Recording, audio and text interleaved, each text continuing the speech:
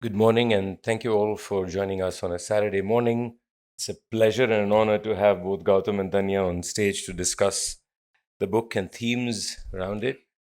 Uh, just a brief note on how this book came about.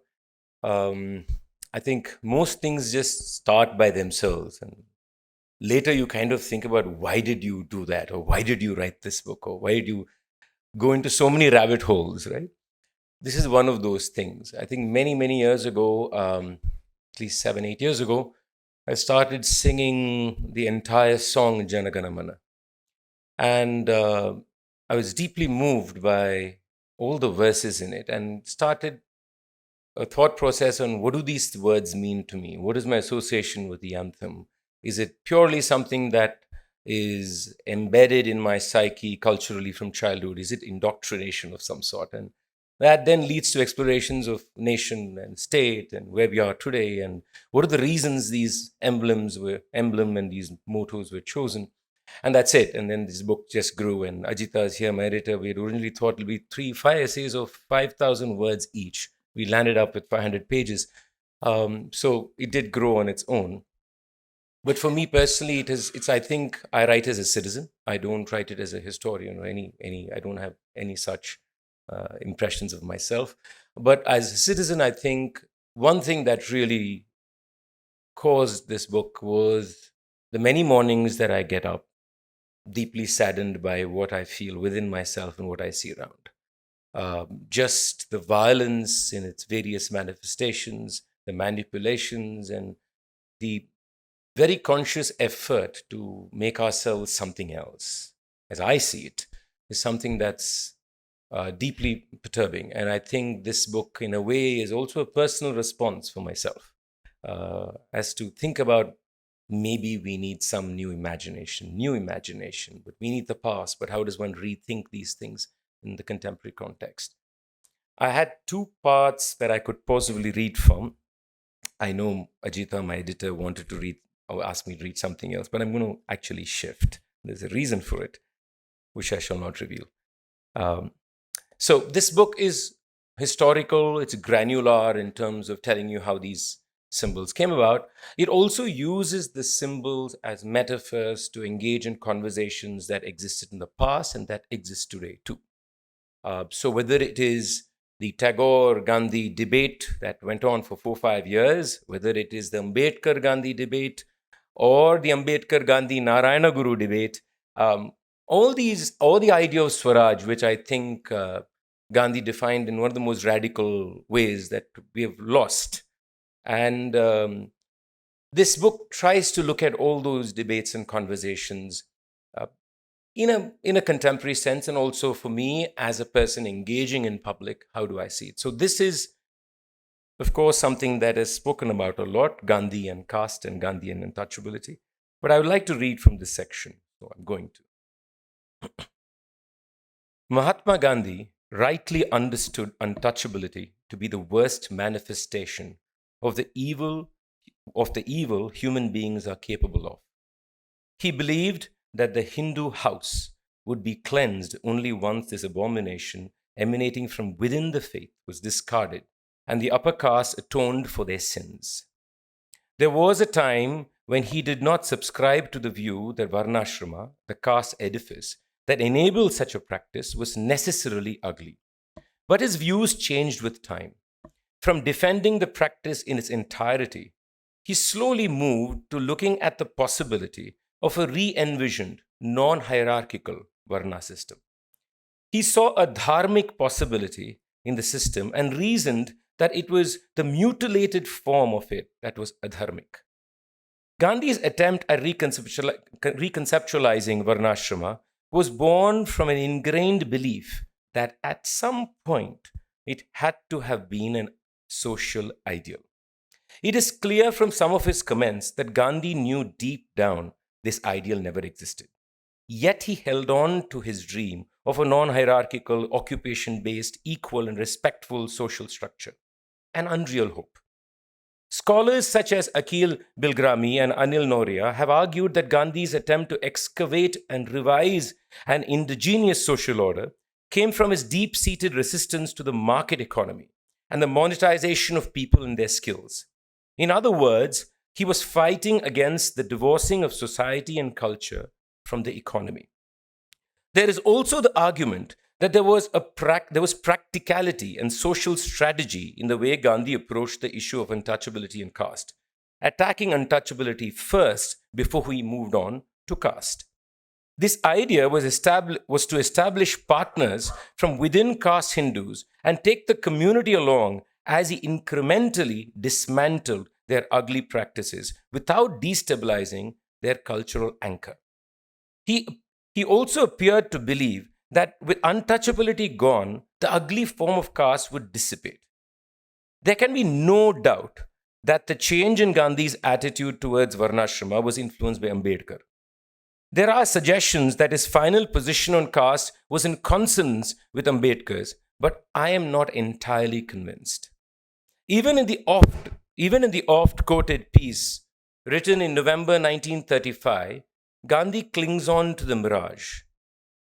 Quotes open, I believe in the Varnashrama of the Vedas, or Varnashrama of the Shastras is today non-existent in practice. And the present caste system is the antithesis of Varnashrama. The sooner public opinion abolishes it, the better. In most discussions on the subject of Gandhi and caste, Gandhi the individual, his internal struggles, emotional baggage, and anxieties are ignored. Caste is unfortunately the most intimate social bind in Indian society. Within its ambit exists every imaginable social and cultural experience. The caste collective, even if it is not recognized as such, is the only reference point for community. For a person with caste privilege, its effects are incredibly significant.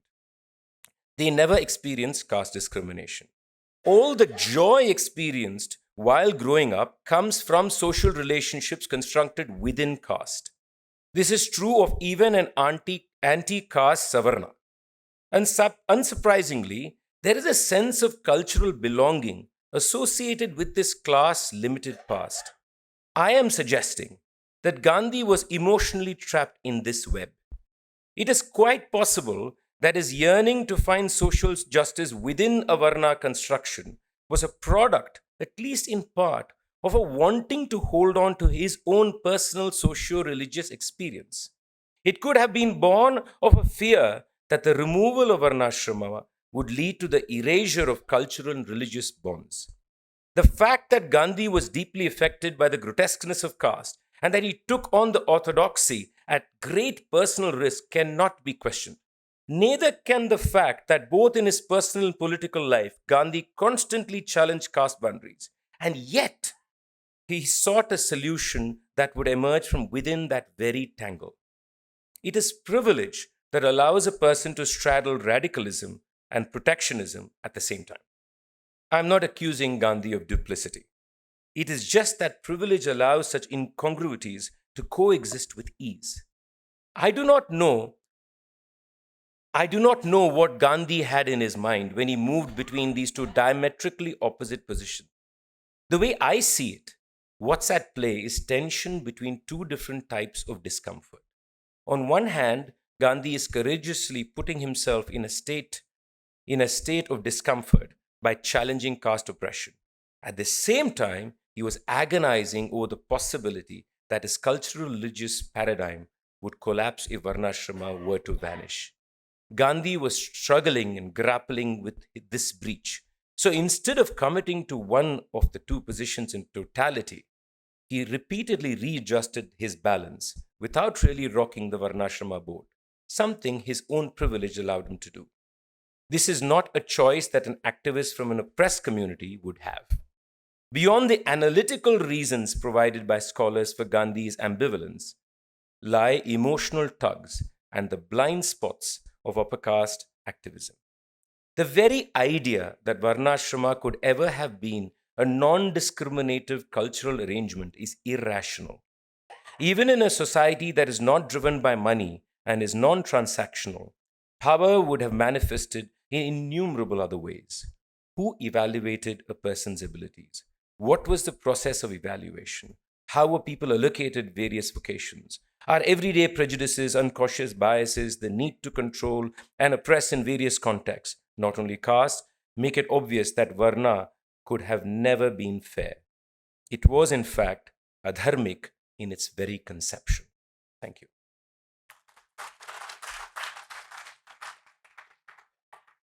Thank you to everyone who gathered here, like Krishna said, on a Saturday to be here with him for the release of his book in Delhi.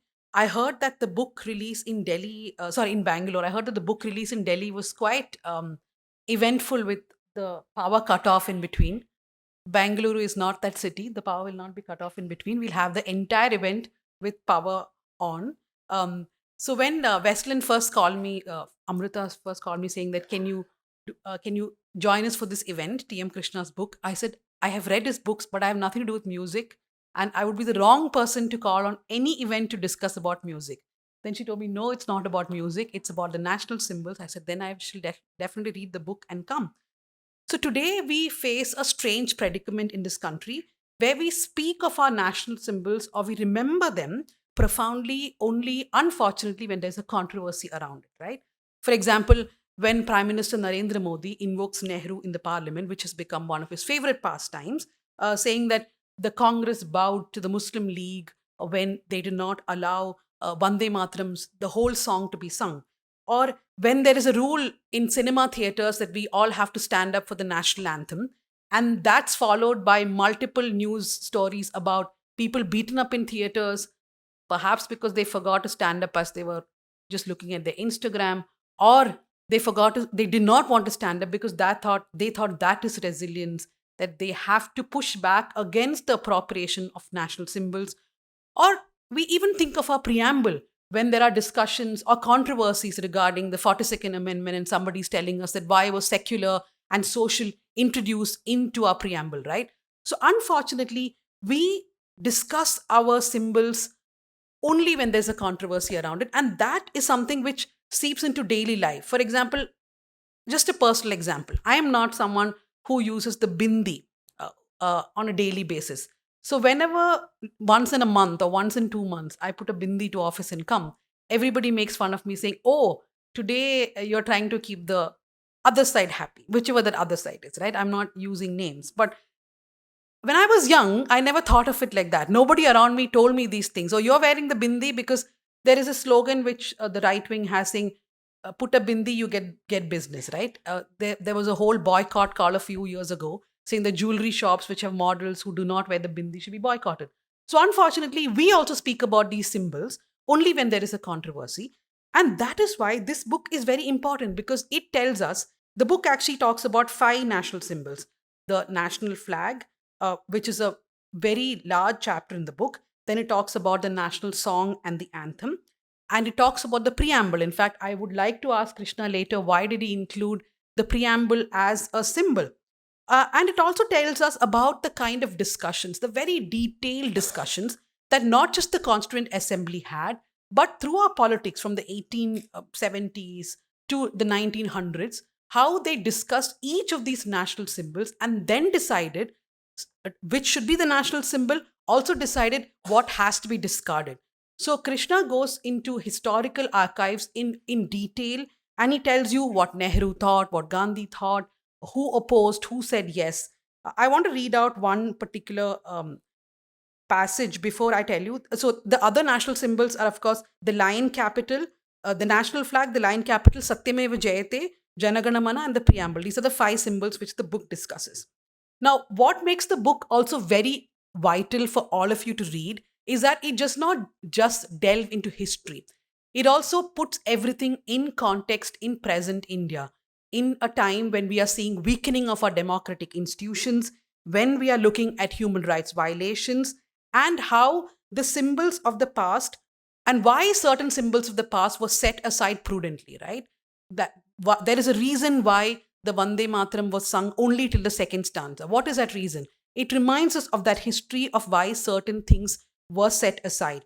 And also, I believe that the book helps us to understand the churn which happened in those years. And acknowledging that churn today matters because we are urged to look only at civilizational history now, not at contemporary history. There's always somebody telling us, look at us as a civilization, look at our civilizational history. But we must pause and think of our contemporary history. And for that, we must understand our immediate history. So there's in page 27 of the book, Krishna talks about the national flag and how changes were brought in 2022, which is just 4 years ago. So he writes, in the early 1950s, the Indian state vigorously pursued the bureaucratic standardization of the national flag. Standards were prepared for the khadi, cotton, silk, and wool that can be used. Like with every government standard, innumerable tweaks were made subsequently, but only one organization had the permission to manufacture the flag, which is the Karnataka Khadi Gramodyak Samyukta Sangh in Hubli in Dharwad district. Yet in 2022, as India approached its 75th year of independence, the government of India decided that it would permit flags made of polyester to facilitate availability at scale. The government wanted a flag in every house, a campaign that it called the Har Ghar Tiranga. He says cutting the flag's umbilical link with the khadi also severed our memory of all those who spun, wove, marched, and sacrificed for the idea of India. The sudden acceptance of polyester flags is in many ways representative of the India that we have become, synthetic and plastic. Of course, later in the book, he also has another explanation of perhaps why the polyester flag is not too bad an idea. Buy the book, get the signature, and read it. So I'm also very good at marketing things these days because that's what news is all about, right? We market ourselves because algorithms are not kind to us. So therefore, the book keeps telling us about history and then it drags us back into the present where we see these problems unfolding right in front of us. And many times we do not have the time to pause and react, think. So the book also forces us to think about why are we not reacting to some of these things. The other part I want to read out on the same flag is page 35. This is something that I was unaware of. So the flag committee, which consisted of Jawaharlal Nehru, now if you Google who designed the Indian flag, yes, who do you think the answer is? It's Pingadi Venkaya, right? So this book talks about how Gandhi himself has said not once but multiple times that he was behind the design of the flag. It does, of course, talk about Pingadi Venkaya, who's again from Andhra Pradesh, and how he was very obsessed with giving multiple designs for the flag. But eventually, what is the flag that we see? Mahatma Gandhi himself took credit multiple times. I don't think the book delves on whose final design it was, right? Yeah, exactly. Yeah. But there was a flag committee which consisted of Jawaharlal Nehru, which came up with a flag called the Kesari. That is what they wanted the national flag to be. And the CWC actually shot it down, and Gandhi was very happy about it. So Krishna writes that this is not something India would have risked at a time when the freedom struggle was turning a corner. It is inexplicable why a committee that consisted of secularists like Nehru did not consider this. Nehru, in fact, was very interested in the aesthetics of the flag and initially wanted to retain the red and green scheme. He was also clear that there should be no community color association. That he finally signed off on a Kesari flag, knowing full well how society would receive it itself is unexplainable. So the book really goes through the motions of how the colors of the flag was decided. How first each color was for a community, then how the decision was taken later of a Kesari flag, and eventually we have the flag that we have today and what the meaning of each color is and the blue in the middle. So it's a fascinating read. For me, the chapter on the national flag stood out the most. And then I think the most controversial chapter, which is Janagana Mana and Vande Mataram. I was in fact telling someone that the first article which I read about the book was from Op India, which was feeling really angry at T M Krishna for not only the chapter in the book, but for an interview that he gave to Akash Banerjee about Vande Mataram. And imagine from the time that you were writing the book to the time that it was getting vetted and published, we have a rule now that the entire song has to be sung. So therefore, this book is also part of history in one way, right? 20, 30 years later. So the book tells you in detail the history of Vande Mataram and why at that time it was prudent to only allow the two stanzas to be sung. And when the Prime Minister of the country in December 2025 stood uh, in the parliament and said that Nehru had bowed down to pressure from the Muslim League, and he ensured that only two stanzas were to be sung, that is only, I wouldn't even call it half history, but it is distortion in one way. Because if you read the book, it tells you that the Muslim League did not want the entire song to be sung. Not one stanza, two stanza. They wanted the song itself be truncated. But everybody else said that there are no problems with the first two stanzas, so let's sing it. So it is an essential read for all of us. I mean, the fact that on a Saturday morning in Bengaluru, one thing is there, less traffic, so more people would come. But still, the fact that you came, in fact, one of my colleagues has come all the way from South Bengaluru. The fact is that we all are people who therefore do feel very strongly about these symbols, about democracy, right? So it's also important that we equip ourselves with more nuggets from history about what were the discussions that happened and how do we arrive at these national symbols. And I'm very thankful that this book was written, which will equip all of us with those facts, and we can have more powerful WhatsApp fights with people who are telling us otherwise. Thank you very much.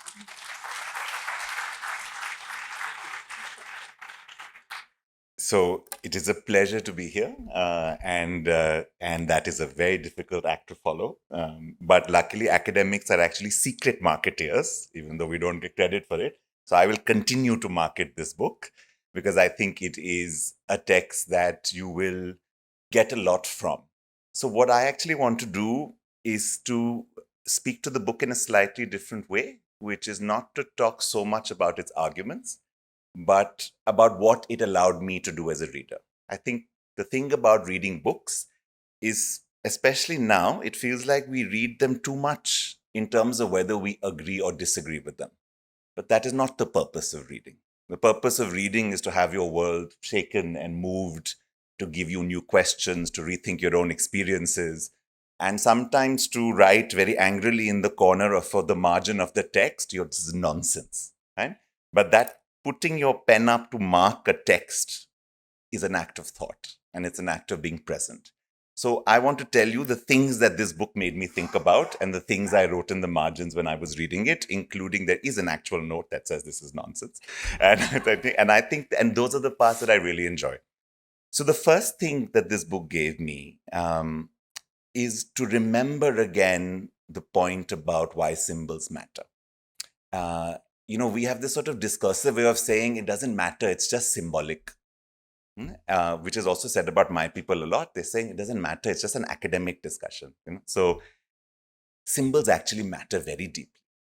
And symbols are material in ways that are very deep. And one of the things that TM called it a metaphor. And actually, I disagree with that. Symbols are not metaphors. Actually, symbols are processes. They are battlegrounds, they are sites, they are stages, because they are constantly being filled with meaning and stripped of meaning, and we are competing about what meaning to put into them, right? So in a way, they are dynamic in a way that is really powerful. And one of the lovely things about this book is you have not just the history that Dhanya talked about, but you have this deeply contemporary story of what do the colors of the flag mean today. So history here is not a dant, it is not a scold. Normally people are saying, you don't understand this because you don't know the history, right? That's not what it is. History in this text is an invitation. Things happened earlier, but it doesn't say because this was the history, this is the truth of the color. There is no truth of the color. There is only a staging ground. There is only a battle over meaning. And there is only a process, because in putting meaning into the symbol, we become citizens. We put our stakes in the ground. So he talks about the color white. And he talks about the various theories about the color white in the flag. And the Kesari and the earlier red and the green are a better known history. But the story of the white is not as well known. But what's very nice about it is there's the Constituent Assembly debate on the white. And then there's the white that makes him think of the right to information. And there's the white that makes him think of Fair and Lovely. And there's the white that makes him think of caste purity and widows. And there is white as caste patriarchy. And there is white as the sky. And there is the white of a politician's attire, right? And there is the white of Rin and the white that no Rin can actually cleanse. And it's this move that makes the symbol feel alive. And so, in a way, the symbol that's being introduced here is not a metaphor we are meant to unpack. We're not at an examination here. We're not being tested. We're being invited. So we get to load our meanings into the symbols. We get to be informed, but we also have the freedom to decide what our own meanings with those symbols are. I think there's something very lovely about this, because it is when symbols become metaphors that they become sites of oppression. When the meaning of a symbol becomes fixed, then it is taken from us. It is imposed on us. We are told what it means. We are not allowed to be part of what it means. So actually, a book that gives you the history but tells you now find your own equivalence is a very powerful way to think about symbols. And that is something I'm very happy that the book gave me. I also think it's really interesting when you sit in it. It gives you these small ways, right? So, Har Ghar Tiranga. And one of the things that TM says in the book is actually it's not a Tiranga, it's a Chaturanga, because blue is a color. And it's a very particular color. And it is a color with a very particular history. And it is a color of a very particular flag in contemporary Indian politics. And it is a very particular color in a caste polity. So it are these moves, these unsettlings that actually the book does really well. The second thing I think that I wanted to say is I had two very contradictory relationships with the book when I was reading. The first was a kind of annoyance. And the annoyance was because I actually am not particularly happy with the nation these days. And so I don't want to care for its symbols. It irritates me that we are still talking about the flag and the motto. And I mean, what histories have they given us? What space have they given most of us? What life is worth reclaiming? And I'll be very honest, I wanted other symbols. I wanted the book to say, stop looking at the flag, stop looking at the motto, look at the street, look at the shop, look at the tree, look at the home, look at your neighborhood, look everywhere but at Janpat. You know, in Delhi, I'm a Delhi person, I apologize. We have an old slogan from our streets, because before it was renamed, our protests used to occur at the confluence of two roads. One was called Janpat, the path of the people, and the other was called Rajpath, the path of the state. And the slogan used to say in Hindi, Rajpath se khench ke Janpat pe laenge. From the road of the state, we will bring you to the road of the people. But the truth is, both those roads are in central Delhi, in 110001, under the gaze of the Rashtrapati Bhavan between the India Gate. There are certain symbolic universes you are not allowed to recode beyond a point. And your rereadings are limited because those symbolic universes come with power. So one part of me wants to take this and say, I will take every symbol, but the symbols you tell me are important, because the nation is not just the anthem and not just the flag. And it is the other symbols that should undo them. We should recode these symbols by refusing them their power. We should not debate their meaning. Right? So I spent a lot of time reading, thinking about those other symbols and thinking about statues and reading rooms and illustrations and murals and signs and what they meant. And then, because the writing is also really charming, and because, you know, and books have this ability, and maybe this is good that you didn't stop at 5 essays of 5,000, because somewhere in the middle, you kind of come back in a different way. Because I also said, okay, if I'm feeling so annoyed by this, then this is something about me and not about the book.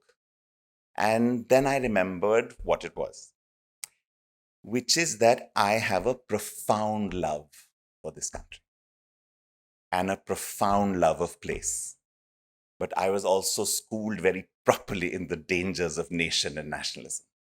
And I don't know how to hold on most Tuesdays, let alone Saturday mornings, those two contradictory impulses together.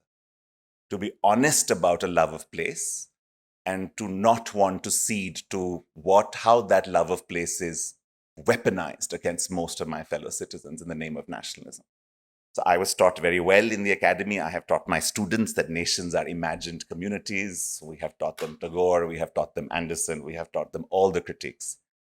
But the thing is that at the end of critiques, there has to be a space for joy and a space for belonging. because I know no human being that doesn't seek to belong somewhere. It may not be the nation, but it has to be somewhere.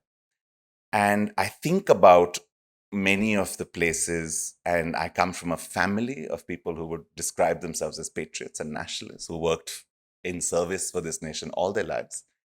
And I remembered once at some point, my father told me when I was having one of my rants about the state of the nation, and he said to me, there is a distinction between Desh Bhakti and Desh Prem.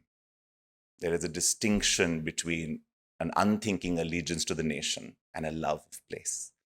And it behooves you to hold on to find that distinction. And so, in some ways, part of the book gave me a place to also acknowledge that story, to both be annoyed at these symbols' power in their current state, but to also know that we cannot cede these symbols of power because they matter. And in so much of our politics, and so much of our lives, and so much of our movements, we are stuck between these two things. There are necessary fights, and you worry that they will become the only fights, but they still have to be fought. And I think here it becomes also particular that who fights them also matters. Because the people who can fight for these symbols must also be the people in whose name these symbols were made. And it includes both of us. And it includes precisely folks who hold certain kinds of privilege, in whose name those debates were fought, for us to step up to the plate and do our work. And so I used this book to come up with an alternative list of symbols, and I took very seriously his list of symbols. And I think that's a lot of work for one book to do. So I'm grateful for both of them. And the last thing I will say, and I will close with it, is this very nice trick of trade. The chapter that I really liked is the one on Satyamev Jayate. And at the end of it, it has a really interesting, very nerdy, grammatical moment of saying, but Jayate versus Jayati. Okay? And if you're a linguist, you know this debate. But it's a very important debate because it goes to the notion of what does that motto actually mean. And the distinction between Jayati and Jayate is one of them requires a subject and the other one doesn't. So Jayate can mean truth always wins. But Jayati cannot mean truth always wins. Someone has to win. So it has to become they who seek the truth shall win. And in that distinction between whether or not it is about truth, which means a singular often, or the person who seeks the truth, no matter what truth they find, which could be very different from the truth we find, there is an opening that I think is actually kind of miraculous. And in many ways, that these small ways of the small permissions that the book gives us, and these kinds of distinctions, I think are really profound, because what they do is, even when you write at a moment like this, even when you write in a moment where things feel to close, even when these symbols feel taken from us in many ways, and you feel them in my city, you feel them a lot, because the one thing you have to deal with when you're the capital is you have to deal with symbols. For us are spatial architecture. They are everywhere. They're not metaphors. They are constant, right? So when the new parliament was built, that chakra reached it. And if you guys remember the debate on whether the Ashoka's lions had fangs or not was a debate that happened. But for us, it is something I see on my way to work. It is also our everyday. There is a particular spatiality to it. But what it gave me and what it remembered in thinking of this is a book that is written with so much anguish and no cynicism. And there is something very political and very powerful about a refusal to be cynical in a moment where it would be rational, sensible, easy, and comforting. And I think that the thing that I took most from the book in the end, all the parts I agreed with, all the parts I didn't, was saying, look at the work to refuse to be cynical about the possibilities of who we can be. And I think that is why we seek symbols, is why we speak meaning. And I think the book is a very powerful reminder that no matter what symbols we want, the work to do as citizens is to find the meanings that we think should represent us, and then give them the power to become symbolic in the best sense of the word. So, thank you.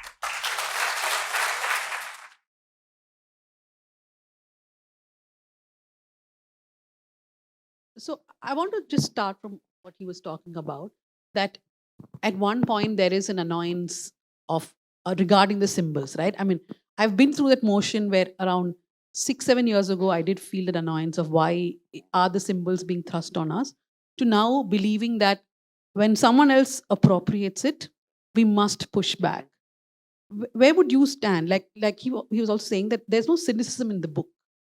You do seem to be someone who completely believes that these symbols are very necessary, and understanding them is very necessary for contemporary India, right? So, have you also gone through the motions of feeling the annoyance and then figuring out the importance? I'll answer in two parts. First is that um, my natural inclination is to go in the opposite direction of symbols. If you tell me this is a symbol, I would say go to hell. That's my natural inclination. That's the thing seen in all the work that I do most of the times. If you tell me sit here, I will not sit here because I see it as a diktat. In some ways, a symbol can be also a diktat, right? But there's another side of me, which is the musician. The entire act of creating art is symbolic. Okay? And it is about creating an abstract body from which multiple ideas of symbolism are received or created or reimagined by people receiving it, including me on every occasion. So I also see what they do and what the potential of that is, right? And I think that both these things exist in me. So when I see the anthem or when I hear the anthem or when I see the flag, there is, I think, a certain tension for me in that. And there's tension. The tension is I am concerned of the fact that I've been told that I have to do, I've been trained to feel a certain way towards it. That itself is sometimes can be something that bothers you. Why are you trained to feel? But there is also the other side of me, which is, that's beautiful, right? So I think that I've also struggled with these two kind of personal positions. But politically speaking, I think that I've also noticed that sometimes you need to, I won't say reclaim, I would in fact say that reimagine many of these symbols and look at them with all their creases and all the tensions and all the confusions and all the problems there are. Because what we have very easily done is said, either I don't care about it, or you can create any other meaning and bulldoze that meaning on everybody. Now that's the problem. We've allowed that bulldozing, which is what bothers me. It's allowed for a narrative of a singular narrative for every one of these symbols to now permeate society to such an extent that people are convinced by that one meaning.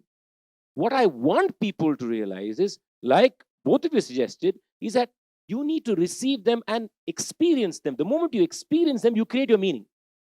Right now, we are not allowed to experience. We are allowed to receive a singular diktat of standing, doing this, whatever, right? So I think it's very important we actually free the symbols. They have to be allowed to breathe. They must be allowed to create conversation. And I think in some ways, that's what I'm also trying to do in digging towards the past, is to say that there is so much to unearth in these symbols that let them be free, let them fly, let each of you find a way, find your own relationship with them, find your struggles with them, struggle with it. But I think that's something that we cannot let go.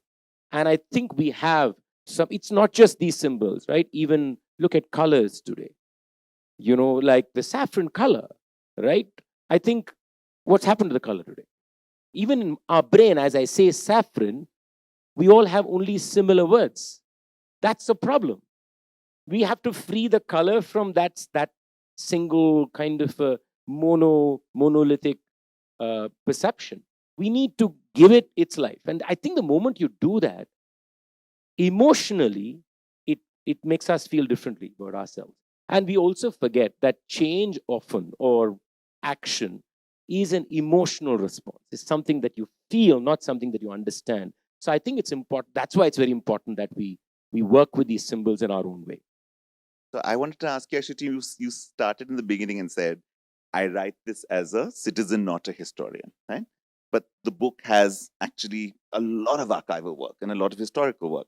So I wanted to ask you, you said that I was feeling despondent, so I wanted some kind of solace. I wanted to understand. So I wanted to hear why reach to history? Why reach in this way? Because there are other reaches you could have done, right? You could have looked at other symbolic registers. You could have looked at culture in a different way, and you come back to it. But you went to history. So I wanted to know from you, what did you want that history to give you? An explanation, a context, an alternative reading, roots for some. What did you want from that history, and did you get it when you went looking? I wanted a mess. I really wanted a mess. And I mean mess in the most profound manner. I wanted the fact that people were grappling. I was hoping, rather, that there was great disagreements, but there was also lack of understanding. We couldn't figure out where are we, what do we mean? I think even when they used words of like freedom, etc. I mean, what was the feeling of that? What did it mean at different times? So I wanted that whole constant churn that was happening, and I wanted to reflect on that churn, because today we don't see ourselves as a society that is going to constantly reflect on a mess. We don't want a mess. And I think I was looking for a mess, which is why I went back to history. And I did find a mess. I'm glad I did. And that was important for me, that people did not understand. The context of India was complicated. I mean, who are the people making these decisions? A little group of people among so many lakhs of citizens. So what were they all thinking of? And they came from different positions, different cultural backgrounds. In fact, sometimes they didn't understand the language each other was speaking. That's also true. They couldn't make out what the other person is saying. But you need to look at that. And that's what I was looking for. I was looking for confusion. I was looking, because I think radical things, very profound things, come out only when there is that mess, when you simply put dirty your hands, or you walk the streets. I wanted the book to say that people walk their streets in their own way. And I think that's the greatest learning for me, that there were a lot of people who were also struggling. There are a lot of people who are still trying to figure it out. And they may be the biggest names that we call out today, but they were struggling, right? And I think there's something to respect in that. To respond to one thing you said about, taking away a paragraph or whatever. I find that so, stupid. Simply because, just imagine the situation. You have 1937, you have this very confusing land where you have people, very different ideas of what they are, but you're trying to say, can we somehow stay together, somehow kind of knit a partnership? And you're each trying to listen to others' voices. And you're trying to find a via media in this. There is a certain pushback, but there's also negotiation that is happening between multiple people. And in that entire churn and mess, you're saying, I think we'll come to Vande Mataram, but in that situation, I think there is a historical value to the song. It played a role in 1905, 1906, but we also understand that there are parts. So how do we resolve this, so that I think there's something very, very important in those movements that we cannot ignore. That means that people were listening to each other. People were accommodating each other. But isn't that how any society should be?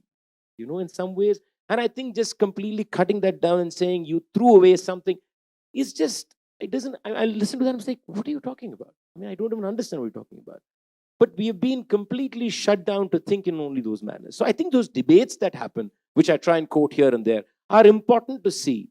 Whether Tagore was saying one thing, Nehru changes his position in 2 months. Before leading Anand Math, after leading Anand Math, Nehru has a different position. So the idea also that everybody has to be consistent is ridiculous. The fact that many of these people were inconsistent is the most beautiful thing, which means they thought, which means they listened, which means they reviewed, may not made the right decisions, but that's immaterial. The integrity of the entire process of the human being is something I think is to admire in the cross-section of people who are part of these decisions, I think. So I had a doubt, a rather moral confusion after reading all the chapters. For example, you write a lot about why blue was chosen, for example, and you say there are multiple explanations, like Ambedkar used blue for a particular purpose, or blue was used, and white, you talked about white quite a bit. Satyameva Jayate, why the word fraternity was used in a certain way in the preamble, right? So my doubt eventually is that from the 1880s, when a lot of these discussions do start, or let's say 1850s to the 1950s, they go through a lot of churn. Like you said, Nehru read Anand Math and then changes his position. First he writes saying that, I don't know why it is troubling Muslims, and then he changes. I understand why. I understand why. So there was, I think, is there a danger now that there's no permanence to any of these things. That even now, as the ethos of the country changes, like for example, just now we have seen Vande Mataram, the rule that it has to be sung fully in schools, right? That when we talk about all these discussions which happened then, which eventually led to the national symbols, that the same can happen now, that there will be a churn, the ethos of the country is changing. Therefore, these things can be changed again. There's no permanency. I actually agree. It's true. Well, let's be, but we are forgetting a little gap in between, which is from 1950 to 2024. What were we doing for that period of time? I think that's something we should ask. And in a way, I'll say that I think there were years of independence, republic euphoria, where people, like in the book, people are still struggling to understand these symbols. Like nobody knew what to sing as the anthem. All these things, I mean, it's in the book, all those struggles are there. But the fact is, what we have to ask ourselves, except for little spurts here and there, what did we really do to make this conversation, and it's not just about symbols as in an image, to be part of everyday culture in society? I think we did very little. Whether it's a constitution, whether it's a flag, what do you tell people? You put 100 rules for the flag, you put 200 rules for the anthem, and say 56 seconds beyond which you can be taken to court. So what did we lead? We're actually not allowing people to have a relationship with it. You're saying you'll have to stand up in a certain way. If you sit, it's wrong. So actually, I think what we did is we actually made these symbols very crusty. We did not allow people to have a relationship in the most intimate manner. You need to have an intimate relationship. So while I agree with you, but that yes, they can be reimagined today, they can be re-explained today, we have to recognize one of the reasons we are stuck in this mess today is because we did nothing for 30, 35 years. We didn't push those symbols to say, why is this symbol supposed to be this, but why is my society like this? Even those simple questions. I don't think we did enough. I don't think we pushed enough of the different meanings they can have. And it's not enough if you say Satyameva Jayate, right? Like I say in the book, it's there on the police force's arms. But what point if you're going to have people being killed in jail? Every policeman has say Satyameva Jayate or You also truth. point out a truth Tamil triumphs. Nadu emblem. In Tamil Nadu, I speak about my own state. In Tamil Nadu, every police badge says truth triumphs. And look at the custodial killings in Tamil Nadu. Now, these are also important. It's not just the symbol, it's also about the meanings and how are the meanings being kind of performed, if I can use that word, in societal practice, in everyday being, in education, etc. If you do not work in that manner, then the ease with which today things that are happening will happen with ease. So I agree with you, but I think that we also have to wonder about what didn't we do? What did we miss? Did we also make these symbols crusty in 1950 and say, they mean this, you better accept they mean this? And I think some ways we did that too. We have to also concede that we did also kind of box them in one kind of a mode. Out of some fear that they will be, like, I do not believe that there should be an insult to National Symbols Act. I do not believe that we should. And I quote actually Periyar in that. And there's a fascinating, I'm just going to give you that anecdote. It's a fascinating anecdote.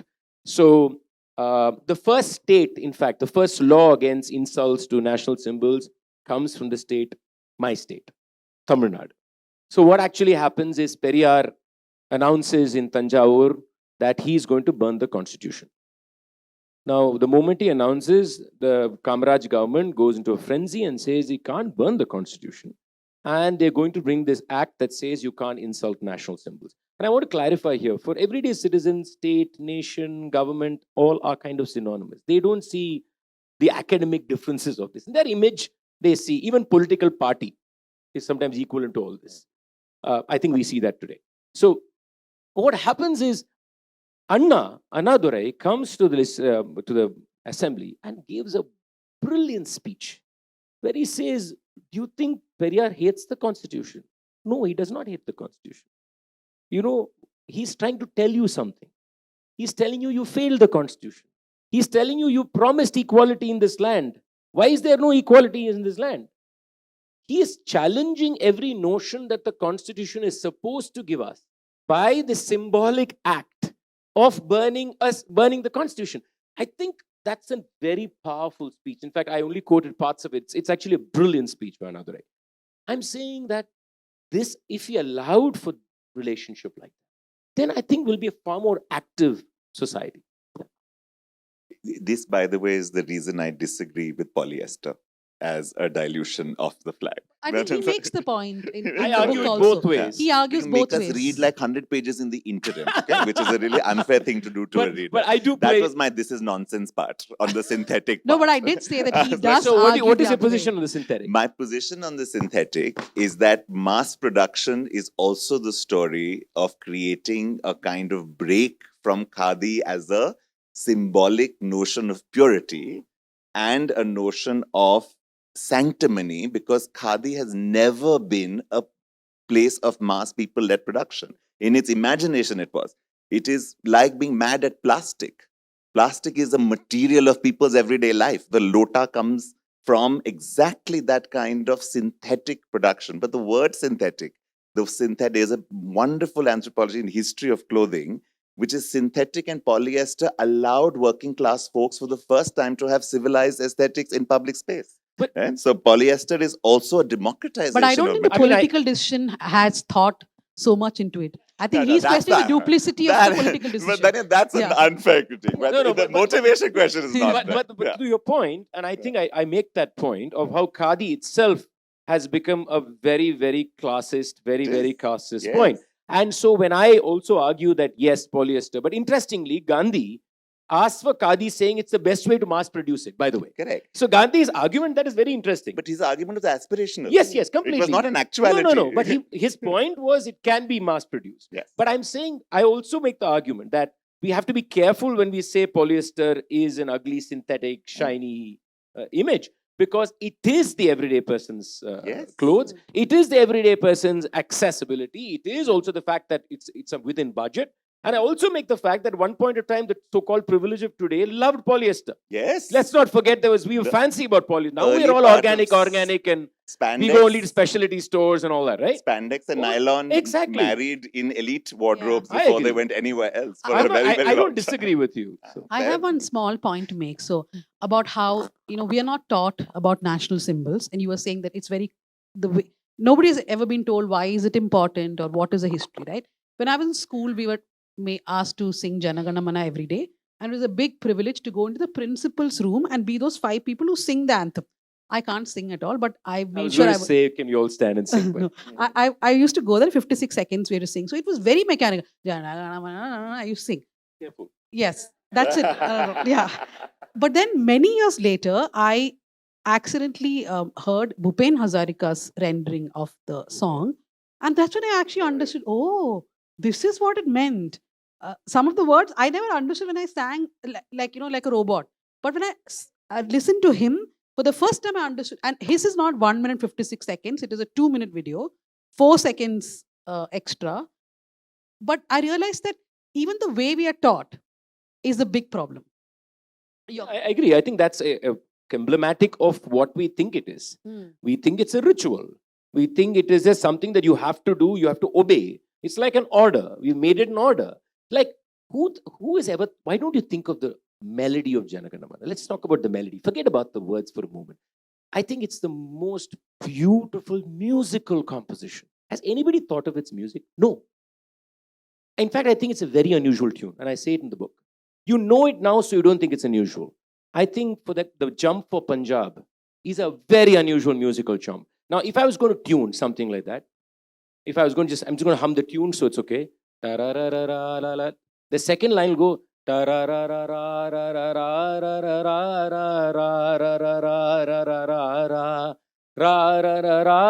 This would be the natural progression.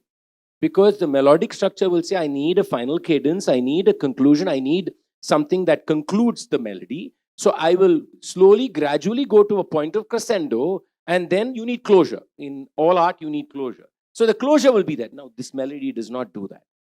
This melody does something very unusual. There's these beautiful 2 leaps that are stunning leaps. And also, in this book, I talk about this the conclusion of the tune. Now, I also discussed the Sri Lankan anthem. And one of the critiques that I heard from a Sri Lankan scholar on the Sri Lankan anthem is that, melodically speaking, it finishes on the 5th, or what we will call the pa. Okay. Now, because the 5th note is a concluding note, you pause there, right? And that's all. It's over. Our anthem finishes on the 4th. So he makes the argument, a very interesting argument, saying that concluding on the fourth shows the possibility of movement, whereas concluding on the fifth is a closure. I thought it's a fascinating way to look at it. I never thought of it that way. So I'm saying, I actually urge all of you to think of it as a song. You know, there is a critique of the American national anthem that the word free at the end is at a note that almost nobody can hit. And it's like a critique of the anthem within the anthem itself. I mean, there's something really to be said about it. A last question from me, and then let's open it up to the audience. So, Tim, one of the things you do very well, right, is that you take on very clearly that when we say the meaning is imposed, right? Now, there is also then the actual imposer. There is law. There is the Insult to Flag Act. There are flag codes. There are, and the flag codes are extraordinary, by the way, if you've not read them. Raise at dawn, lower at dusk, turn this way. More, like it is, the detail of that imposition. The law is a ceremony. Even the law itself, it's a full ceremony. You can hear a kind of marching band into that kind of, this thing in it. But one of the things that I was thinking about is, so when you think about, and this is not just for this book, but for you in general, when you think about your own political life, which is when we do the cultural work of recoding meaning and reclaiming meaning, and it hits this wall of statutory, the power of the state, right? So there is a kind of, I will give this 5 meanings, and then the law comes and says no, right?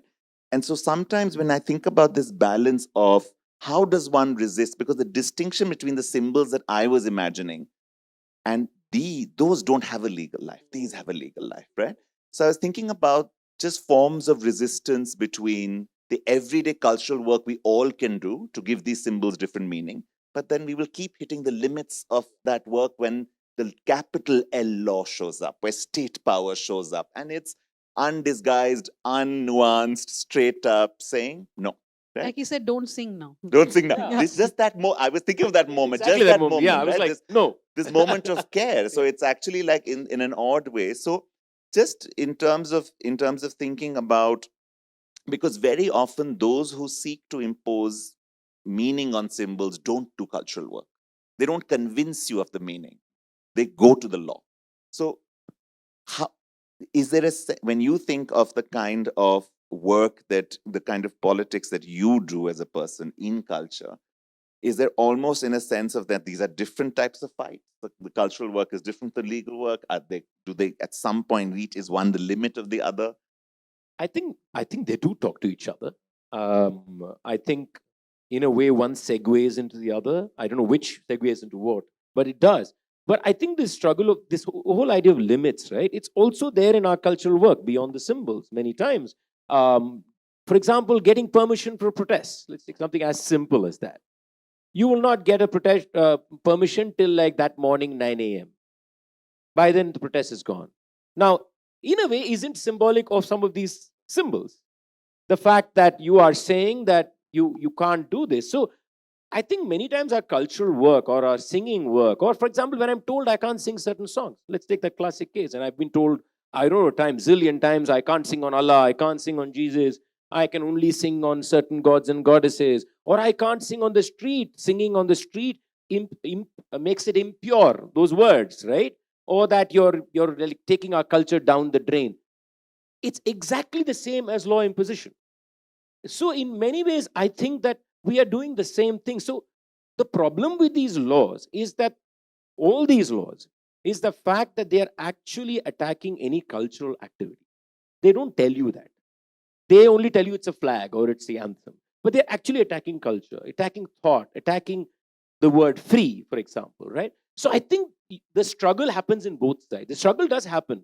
Do I sometimes now think for a moment when I'm going to sing something? Truth is yes. I am like, should I? I shouldn't be thinking that.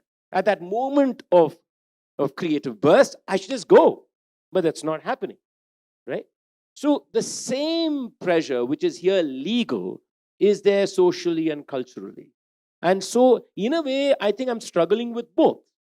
And I'm trying to still, some may find a way of being able to do just about it, not cross that line, and that line keeps shifting. We all know. The line will be here today, it will be somewhere else tomorrow. So it is something that I have not been able to resolve. And I think, sometimes take positions that make me feel terrible about myself because I don't want to make those decisions, but you're still making those decisions. So, in a way, they're the same world. You can look at it that way. Yeah. Before we go to the questions, I just want to say something to this audience. So there's no speech that I normally make without mentioning T M Krishna. There's a very strange reason for it. I don't know how many of you are aware, but when the Narendra Modi government brought the digital rules, which was out of love for the digital media in India, and they tried their best to have this three-tier structure grievance system, all of us went to court. But one of the first reliefs that we got was from the Madras High Court. That's because T M Krishna went to court against the digital rules, and that's where one of the first stays came for that rule. So as a digital media, we owe a lot to him because he went to court saying, I'm a reader, I'm a consumer of news. So when you try to censor news, it is not merely impacting the journalist or the organization, it impacts me directly as a reader or the consumer. So thank you for that. Thank you very much. Thank you.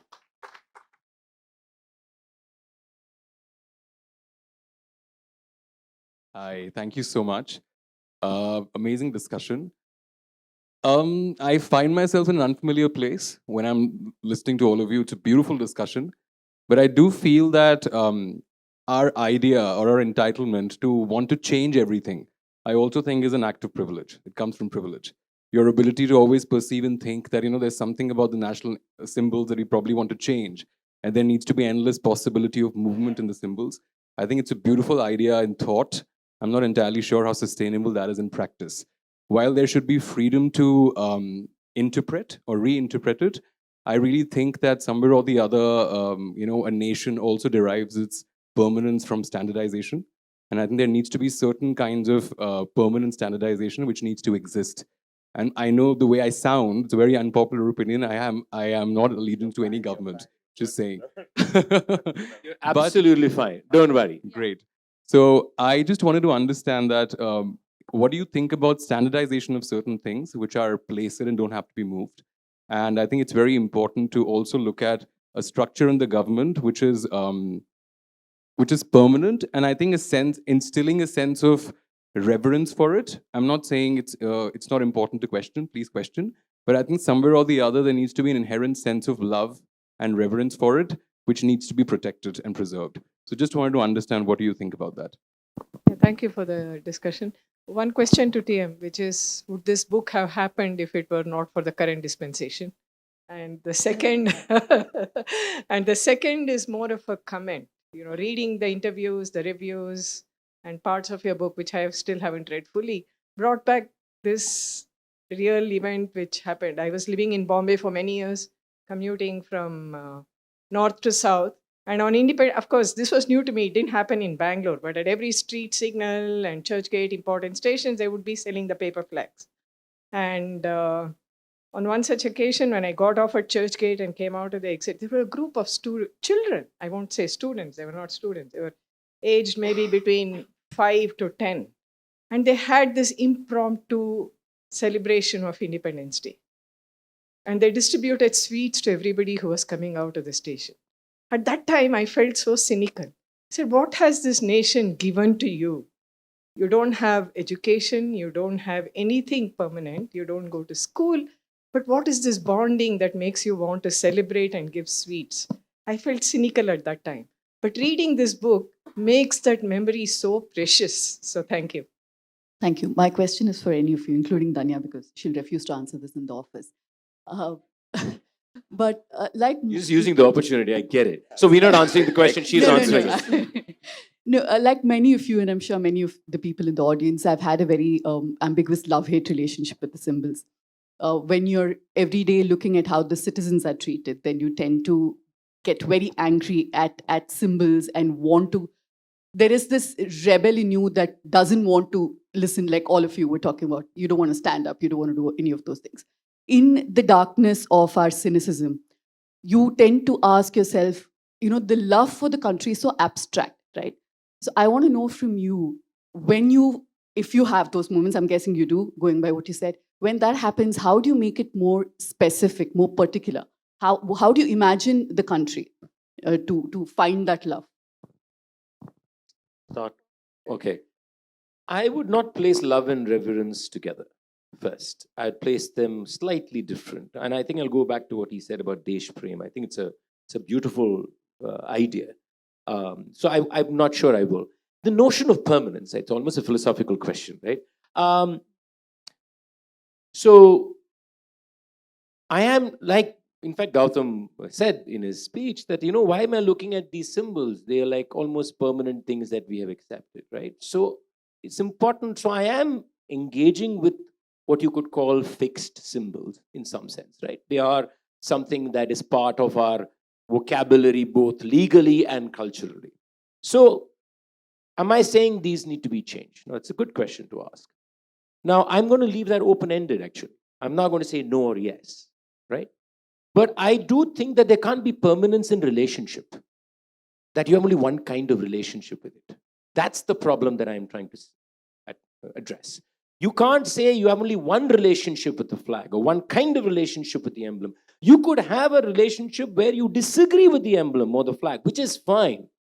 Now, that permanence is, for me, definitely something I will not seek. The other thing is, just one second, you addressed something else which I want to talk about. Privilege. I think we have to be careful about that.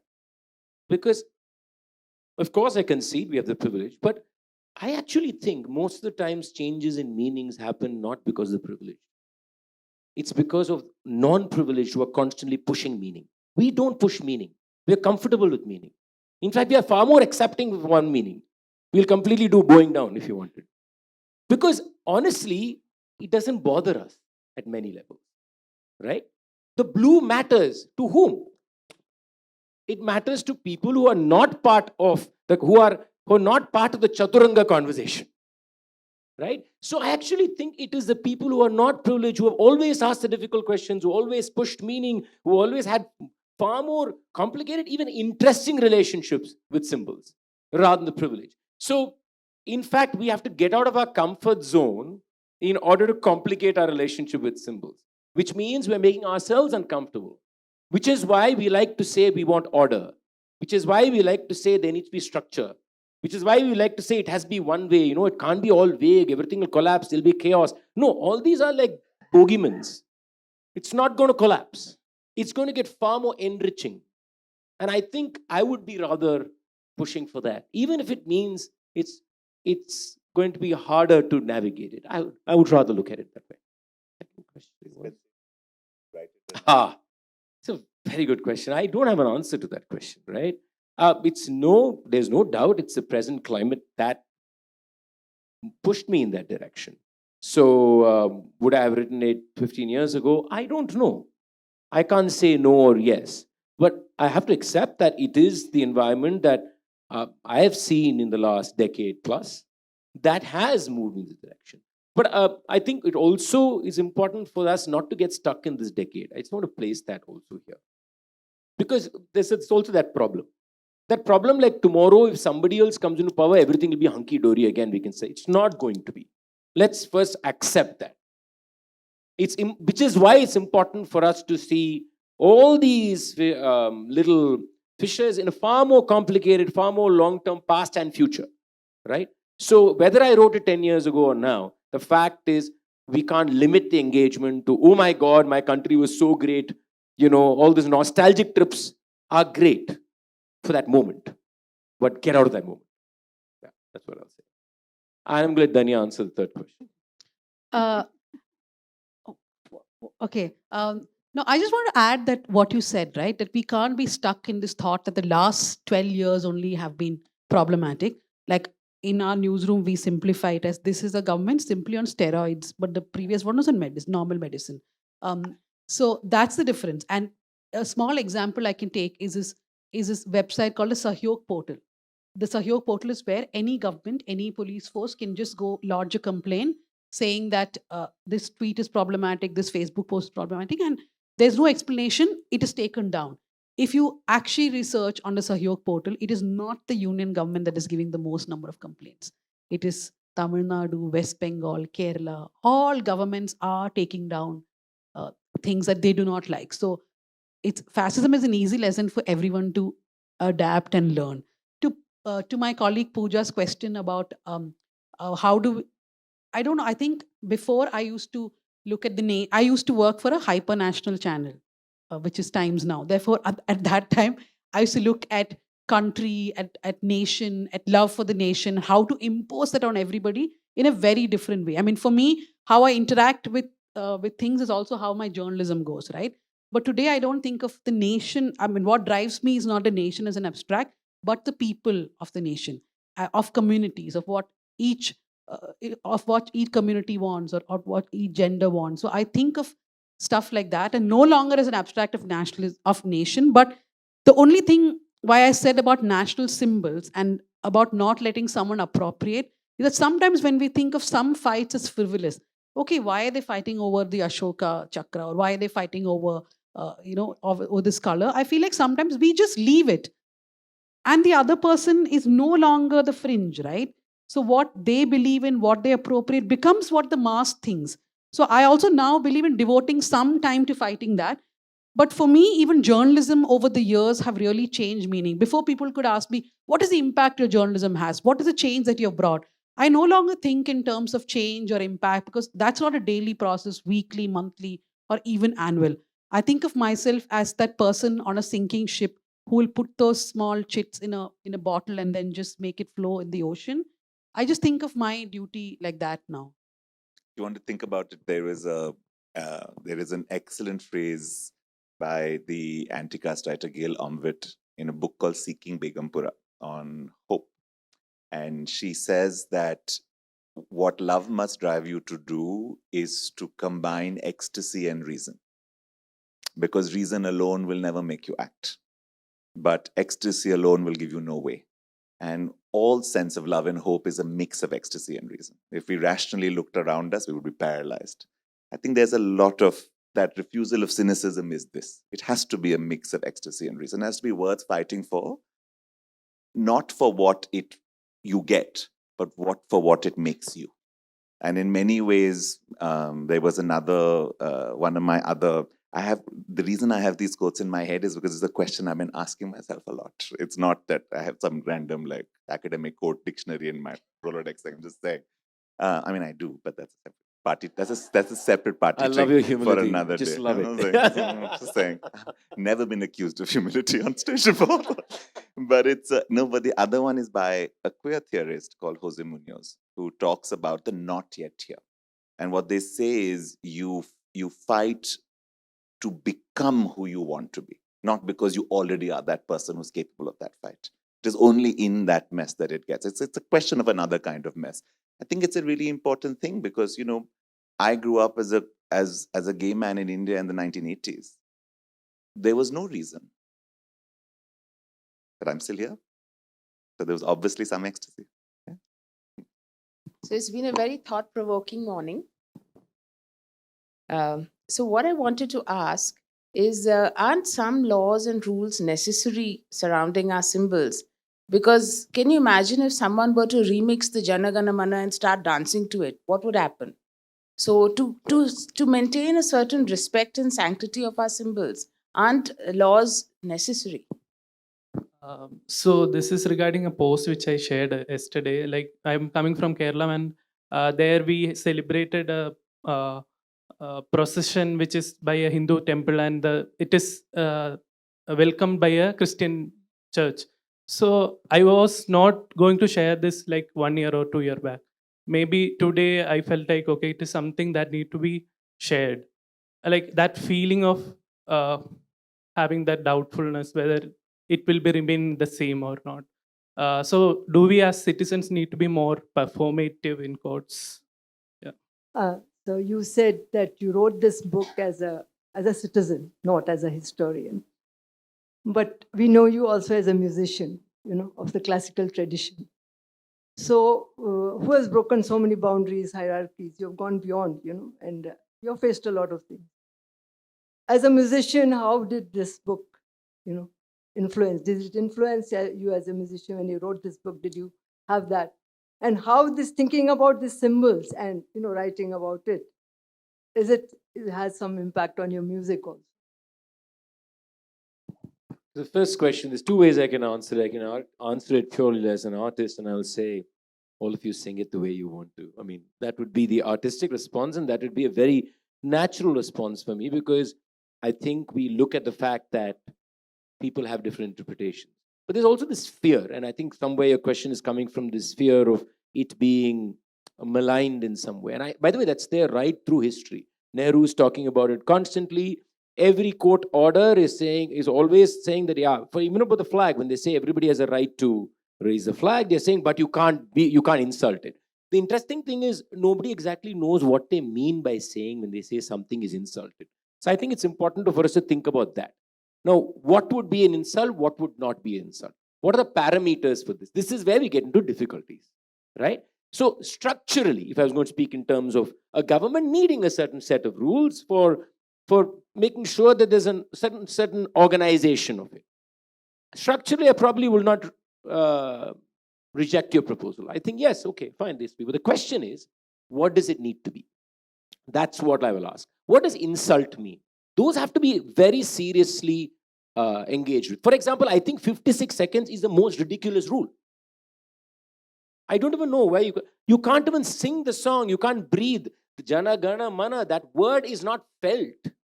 Then what are you singing?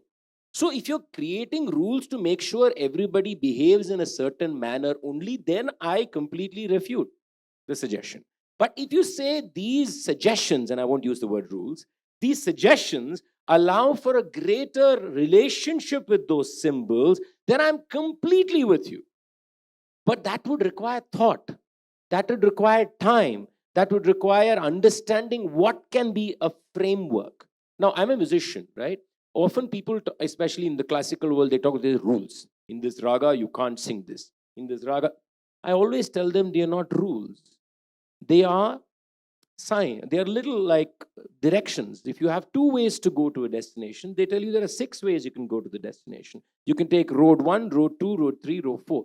As soon as I imagine them in my head like that, the raga grows. It blossoms. In a manner, it never does when I think I cannot take that path.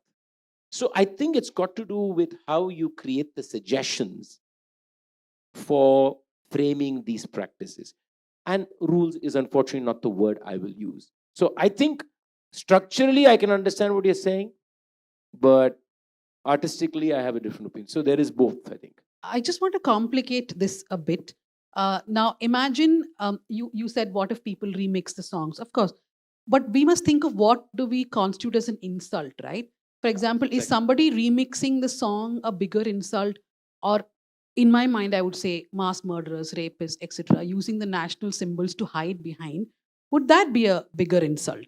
So, I would say that allowing people to engage with national symbols in the way they want, because when I'm told like a robot to sing the national anthem, rather not letting me engage in a way I want, we must rethink those. I do understand your concern, but I'm just saying that we must look at insult in different ways. I think that's precisely the point. If you want a full spectrum of opinion, I disagree completely. As a teacher, respect for us is taught to us as this thing called the Guru Shishya Parampara. Nothing has been more a sight of humiliation and authority than respect that is commanded like this. Respect given freely can take any form.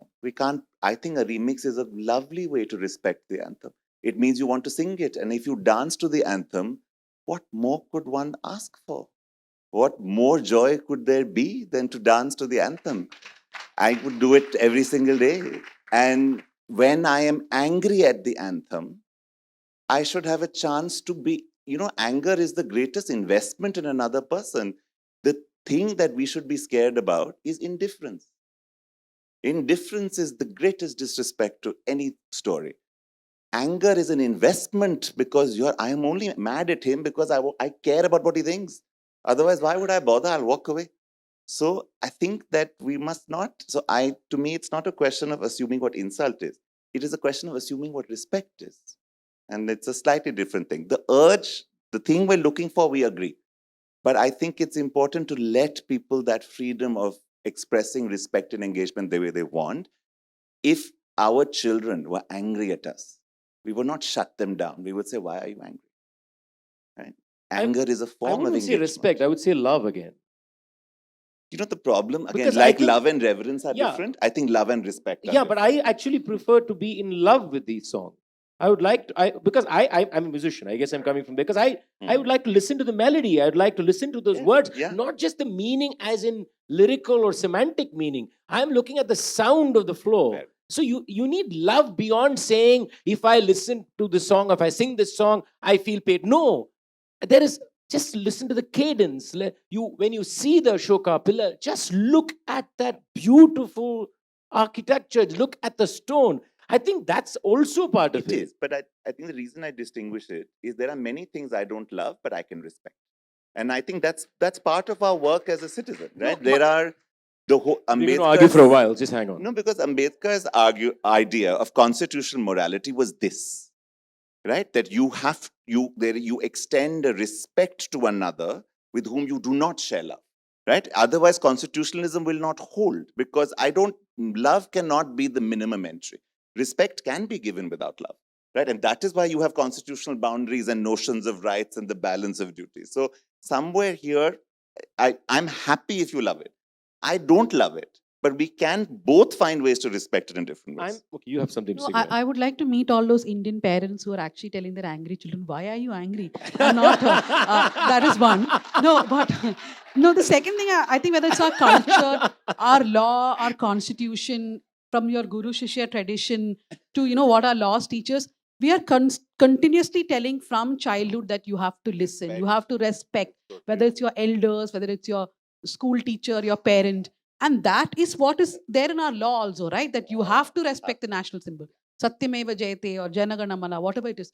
So normally when I go to schools or colleges, I'm never re-invited because I tell them that you must not listen to everything your teacher says.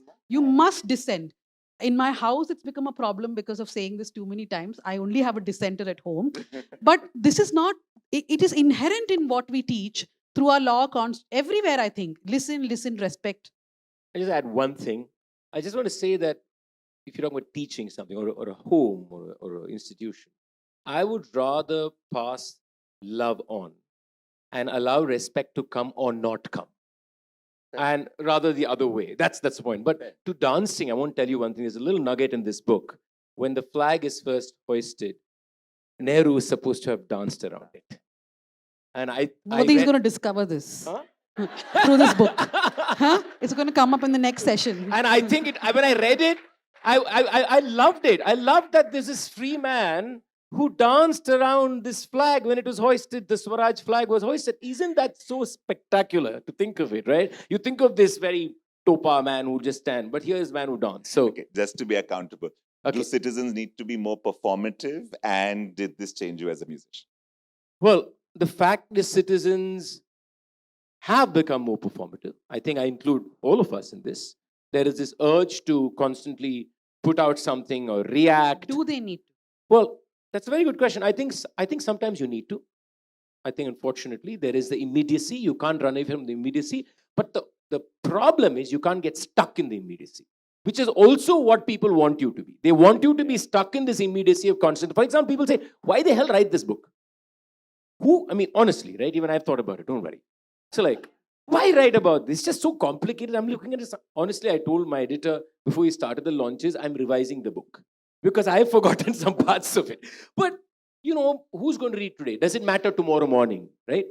Probably doesn't. But I think it's important for us to step back and not get stuck in the immediacy. So I think yes to your answer, but there needs to be that distancing from it. Otherwise, you'll get trapped in the trap being laid out on an everyday basis for all of us to get stuck. So that's what third question was. As a musician.